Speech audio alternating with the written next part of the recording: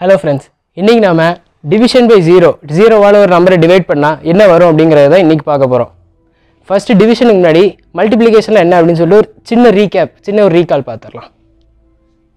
நான் எக்ஸாம்பிளுக்கு இப்ப 3 * 5 அப்படினு எழுதுறேன்.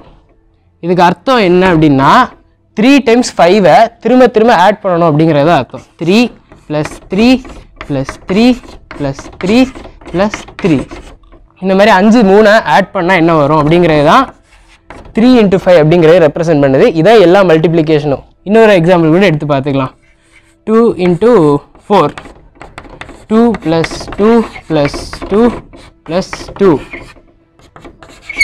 இதான் மல்டிப்ளிகேஷன். ஸோ ரிப்பீட்டடான அடிஷன் அதுதான் மல்டிப்ளிகேஷன் அப்படின்னு நம்ம சொல்லலாம். இப்போ அதே மாதிரி டிவிஷனும் கிட்டத்தட்ட ரிப்பீட்டட் சப்ராக்ஷன் மல்டிப்ளிகேஷன் ஆப்போசிட்ங்கிறதுனால ரிப்பீட்டட் சப்ராக்ஷன் மாதிரி தான். ஆனால் கொஞ்சம் டிஃப்ரெண்ட்டு என்ன மாதிரின்னு பார்த்தீங்கன்னா 15/3 அப்படின்னா 15லேருந்து 3யை நம்மளால் எத்தனை தடவை சப்ராக்ட் பண்ண முடியும் அப்படிங்கிறது தான் வந்து டிவிஷன். 15லேருந்து நம்மளால் 5 தடவை 3யை சப்ராக்ட் பண்ண முடியும்.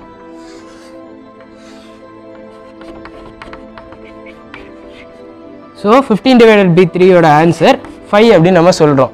ஸோ டிவிஷன்னா ஒரு நம்பர்லேருந்து இந்த நம்பரை எத்தனை தடவை நம்மளால் மைனஸ் பண்ண முடியும் அப்படிங்கிறது தான்.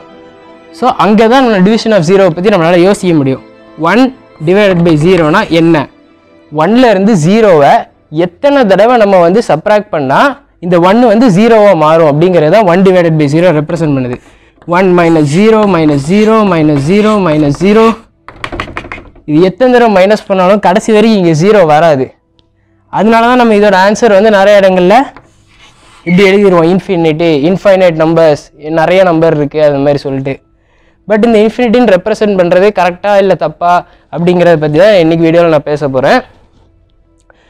இதனால தான் வந்து நம்ம வந்து 1/0 வந்து எப்பயுமே வந்து இன்ஃபினிட்டி அப்படின்னு சொல்கிறோமா. இந்த கிராஃப் வழியாக நம்ம ஒரு செகண்ட் பார்த்துருவோம். நாங்கள் கிராஃப் வரைஞ்சி வச்சுருக்கேன். இந்த கிராஃபோட மீனிங் வந்து y = 1/x அப்படின்னு எழுதியிருக்கேன். இதில் 1/0 எங்கே வரும் அப்படின்னா when x = 0 y = 1/0. ஆனால் x = 0 அதாவது இந்த பாயிண்ட்டு இந்த கர்வ் எங்கேயுமே டச்சே ஆகலை. இந்த கர்வ் வந்து எங்கேயுமே 1/0 ரெப்ரசன்ட்டே பண்ணலை. எக்ஸாம்பிள் பார்த்துக்கிட்டிங்கன்னா எக்ஸோட இடத்துல 1 போட்டு பாருங்கள், 1,1 இந்த கர்வில் இந்த இடத்துல வரும். ஸோ அதுலேருந்து நம்ம கீழே ஒரு நம்பரை கூட்டே போனால் நம்பர் சின்னதாகிக்கிட்டே வரும். 1/2 அப்படின்னா 0.5. ஸோ இன்னும் கொஞ்சம் கர்வ் இந்த பாயிண்ட் இங்கே வந்திருக்கும். 1/4 அப்படின்னா இன்னும் கொஞ்சம் இந்த சைடு போயிடும். பட் ஆனால் 1/0 அப்படிங்கிறது பார்த்தீங்கன்னா அந்த நம்பர் இப்படி மேலே போய் இன்ஃபினிட்டி கிட்ட வரை போகிற மாதிரி இருக்கும். ஆனால் அதே இது இந்த கர்வோட பின்பக்கத்துலேருந்து பார்க்குறோம், அதாவது நெகட்டிவ்லேருந்து நம்ம 0 நோக்கி போகிறோம் அப்படின்னா கர்வ் நெகட்டிவ் இன்ஃபினிட்டி நோக்கி போகுது. நாம் இப்போ தான் வந்து 1/0 வந்து நம்ம வந்து இன்ஃபினிட்டி அப்படின்னு சொன்னோம். பட் இந்த கிராஃப் வழியாக பார்க்கும்போது இதை நம்ம 1/0 பாசிட்டிவ் இன்ஃபினிட்டின்னு சொல்லலாம், நெகட்டிவ் இன்ஃபினிட்டின்னு சொல்லலாம் அப்படின்னு இருக்கு. அது எப்படி ஒரே ப்ராப்ளம்க்கு 2 ஆன்சர் வர முடியும்? ஸோ ஏதோ ஒரு பிரச்சனை இருக்குது அப்படின்னு சொல்லிட்டு நமக்கு தெரியுது. இல்லைன்னா அது இன்ஃபினிட்டின்னு ரெப்ரசன்ட் பண்ணுறது தப்பா அப்படிங்கிறது தான் வந்து நமக்கு அரைஸ் ஆகிற கொஸ்டின் இந்த இடத்துல. ஸோ நம்ம இன்ஃபினிட்டின்னு சொல்கிறோமே, ஃபஸ்ட் இந்த இன்ஃபினிட்டினா என்ன அது முதல்ல டிஃபைன் ஆகிருக்கா? இன்ஃபினிட்டினா என்ன அதுக்கு ஒரு சின்ன ரீகேப் பார்த்துரும். ஸோ எக்ஸாம்பிள் நேச்சுரல் நம்பர்ஸ் கேள்விப்பட்டிருப்பீங்க. 1 2 3 இதுதான் நேச்சுரல் நம்பர்ஸ். மொத்தம் எத்தனை நேச்சுரல் நம்பர்ஸ் இருக்குது அப்படின்னா அதுவும் நம்ம இன்ஃபைனைட் நம்பர்ஸ்ன்னு தான் சொல்லுவோம். எண்டே கிடையாது, அன்டில் இன்ஃபினிட்டி, இன்ஃபைனைட் டைம்ஸ் அப்படின்னு சொல்லலாம். அப்போ ஹோல் நம்பர்ஸ் அது 0லேருந்து ஆரம்பிக்கும். 0 1 2 3 அதுவும் இன்ஃபினிட்டி வரைக்கும் தான் போகுது.